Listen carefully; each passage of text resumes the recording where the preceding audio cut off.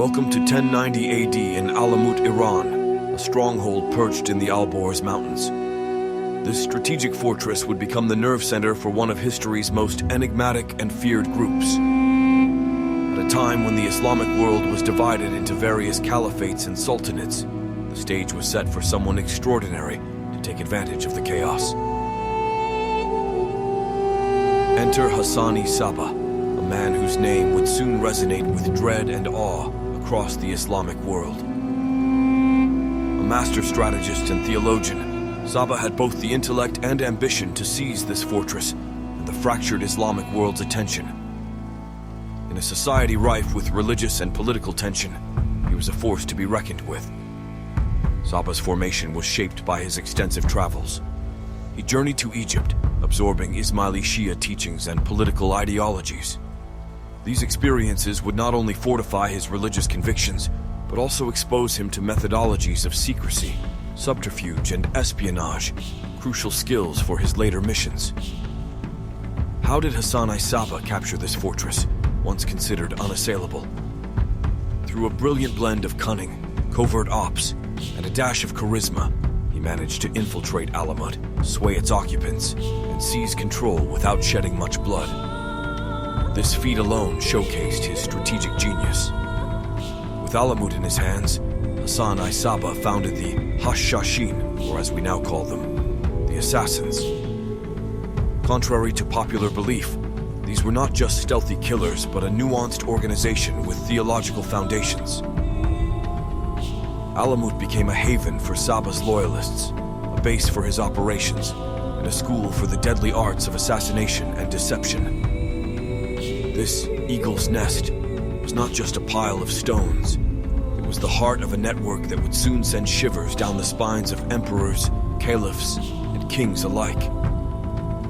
As Hassan Sabbah secured Alamut, he realized that his vision needed more than just a fortress. It needed foot soldiers. To bring his grand plans to fruition, Sabbah needed fiercely loyal men willing to lay down their lives for the cause.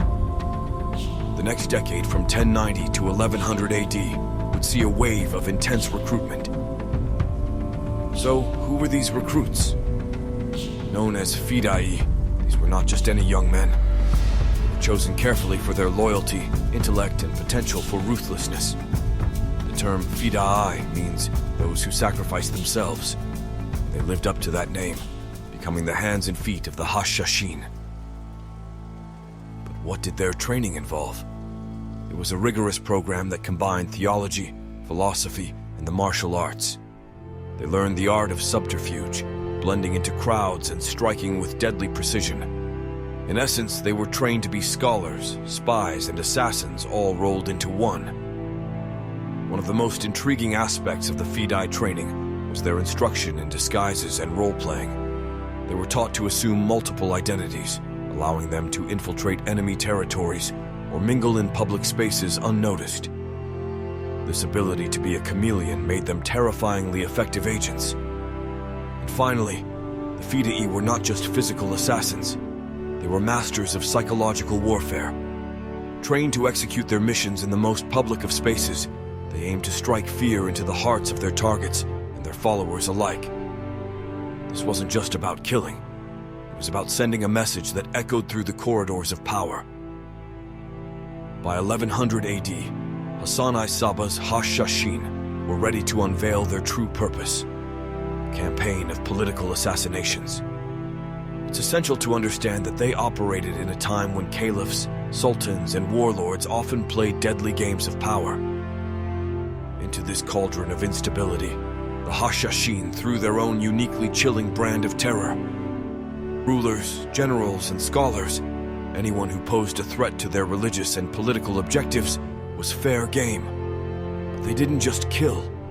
They turned assassination into a spectacle, executing their strikes in public places for maximum psychological impact. Fear was their most potent weapon. Unlike other warriors of their time, they didn't seek battlefield glory. Their stage was the market square, the mosque, or the royal court. By carrying out assassinations in broad daylight, they amplified the psychological impact, creating an atmosphere of pervasive dread among their enemies. One stark fact that set them apart was their absolute commitment to their cause, even if it meant losing their own lives. It was this level of mercilessness and fearlessness that made them so effective and terrifying. Their willingness to die made it nearly impossible to deter them. Their campaign from 1100 to 1124 AD had a twofold effect. First, they did manage to eliminate several high-profile figures, shaping the political landscape of the Islamic world.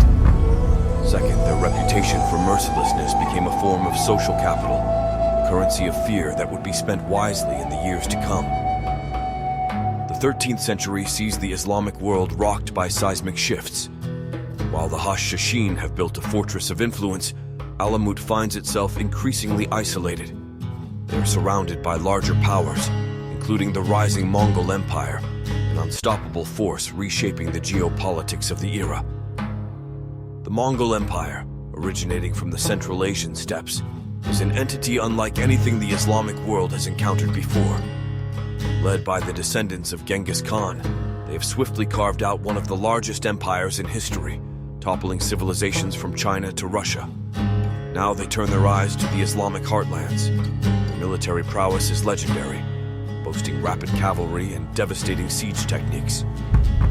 As they invade Muslim territories, capturing cities like Baghdad, and effectively ending the Islamic Golden Age, their collision course with the Hashashin becomes inevitable. The Mongols, who follow a code of laws known as the Yasa, view the Hashashin's covert killings as not just politically inconvenient, but morally abhorrent. These two radically different philosophies are destined to clash. As the Mongol Empire expands, its leaders begin to view the Hashashin not just as a local nuisance, but as a significant obstacle. The Hashashin, once the shadow brokers of power, are now seen as targets. The strategic tide has turned. It's no longer a game they control. Enter Hulagu Khan, the Mongol commander tasked with the siege of Alamut. He's armed not just with a massive army, but also with powerful siege equipment, setting his eyes firmly on the prize, Alamut. This is a monumental moment, signaling a seismic change in power dynamics. The walls of Alamut, once thought to be impregnable, are bombarded day and night by Mongol siege engines.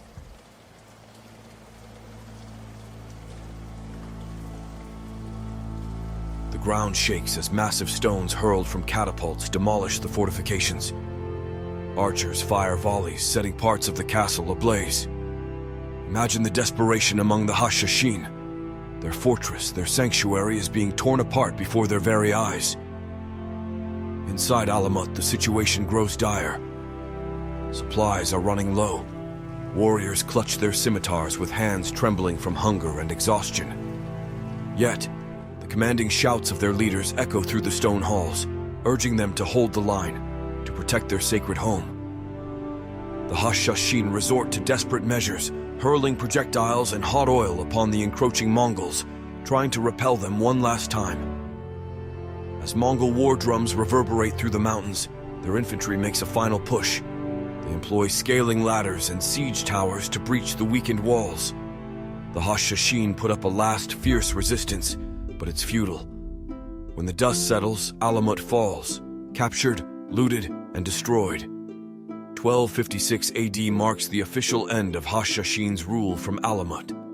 In one sweeping motion, the Mongols dismantle what took decades to build. The Hashashin's reign is snuffed out, turning the page to a new chapter in Middle Eastern history, where they no longer hold the pen. It's important to recognize the indelible impact the Hashashin had on history and culture. This sect, operating from the lofty heights of Alamut, laid the foundation for modern covert operations and warfare. Their legacy extends beyond history books and academic studies. The archetype of the stealthy, resourceful killer owes much to Hassan Sabbah's original assassins.